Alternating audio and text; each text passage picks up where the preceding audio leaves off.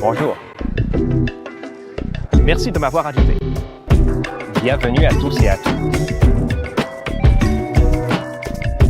À tous. Eh bien, merci beaucoup d'être venus aujourd'hui. Nous vous avons tous réunis ici pour tester GPT-5. Vous faites partie des toutes premières personnes extérieures à le voir et à pouvoir l'essayer. Votre première mission ici sur Davisland est d'ouvrir ChatPro avec Canva et de passer à GPT-5 Thinking pour créer un site web personnel. Oh, c'est sombre et rose, mais c'est assez guéri. Donc j'en suis content. Le tien est très mignon. Oh mon Dieu. Voyons voir ce que tu as. J'ai dit macOS 9.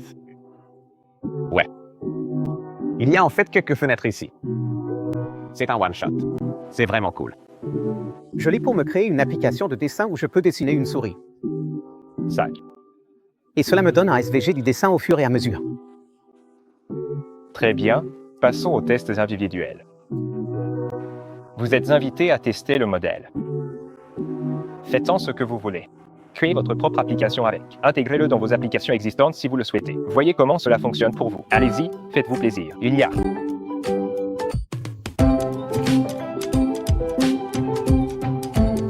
le légendaire test de la balle. C'est un test amusant de physique et de sa connaissance de Python, ainsi que de mécaniques de jeu un peu bizarres. Ouais, c'est l'un des meilleurs tests de balle que j'ai vu jusqu'à présent. Alors j'ai mon classique benchmark pélican SVG, où je lui demande de me dessiner une image d'un pélican faisant du vélo.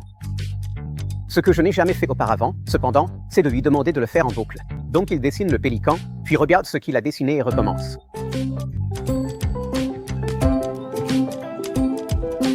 Du coup, j'ai créé cette petite plateforme.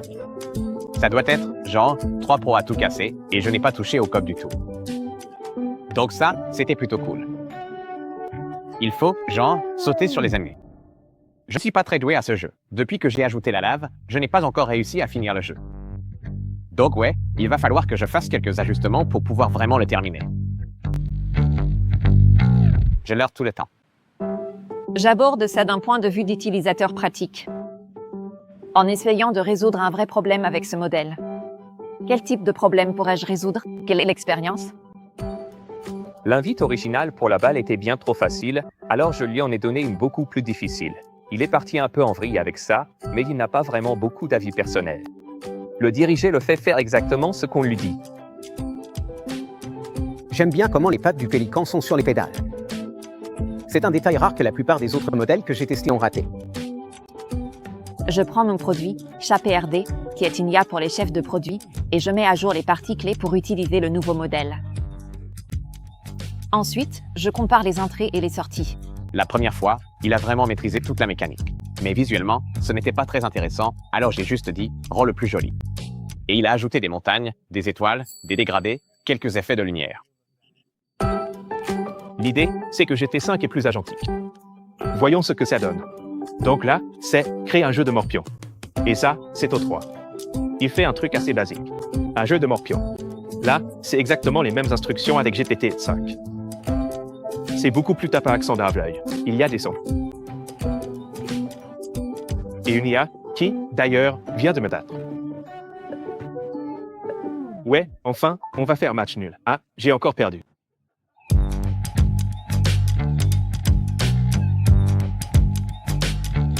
J'aimerais bien savoir ce que vous pensez de GPT-5. C'était tellement rapide que je pensais même pas qu'il était en train de lancer les tests. Tu sais, on avait genre 30 minutes. J'ai fait un site web perso. J'ai même un jeu de plateforme. Genre, je l'ai utilisé plein de fois pour améliorer notre appli, vraiment. Franchement, c'est un nombre de trucs assez dingue. J'avais cette extension Chrome sur laquelle je bossais. Je me concentre surtout sur le codage d'agents. Donc je voulais juste tester la capacité maximale. Je pense qu'il était bien meilleur que les autres modèles pour ajouter de la télémétrie, utiliser ces données pour faire des inférences, puis corriger les bugs. Je pense que c'était la vraie avancée. J'ai balancé la documentation de ma petite bibliothèque Python pour bosser son âme dedans, puis je lui ai demandé de me générer un script à partir de cette doc. Ce script fait tourner mon benchmark pélican en boucle. Le vélo était impeccable. Même aujourd'hui, la plupart des modèles ont du mal à dessiner des vélos, parce que la plupart des humains ont du mal à dessiner des vélos. Ce qui m'a le plus marqué, c'est qu'il faisait simplement ce qu'on lui demandait, sans ajouter ses propres trucs. Le prompt système façonne vraiment le comportement. C'est un ingénieur. Tu lis les résultats.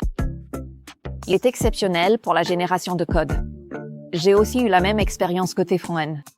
Aucun des modèles actuels, je pense, n'a vraiment bon goût. Ils font tous un peu dans l'esthétique back-end de l'IA. Et celui-ci, en fait, a réussi du premier coup à produire des choses que je trouvais jolies d'un point de vue front-end. Il est vraiment bon avec Telouin et, genre, les bons styles. Je lui ai juste donné une appli moche et j'ai dit « rends-la moins moche ». Dès le premier essai, il a super bien réussi. Donc il n'a pas d'avis tranché, sauf pour les dégrader et pour rendre tes sites web jolis. Ouais, j'ai trouvé que c'était vraiment de bon goût niveau design en général. Quand j'ai dû faire cette petite appli de dessin, il a implémenté un sélecteur de couleurs, et le sélecteur de couleurs fonctionnait. Et puis il y avait un curseur d'épaisseur, et le curseur d'épaisseur, genre, marchait.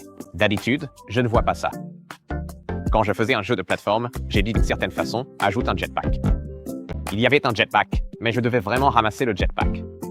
Et il a ajouté, genre, une petite jauge de carburant, c'est plutôt cool.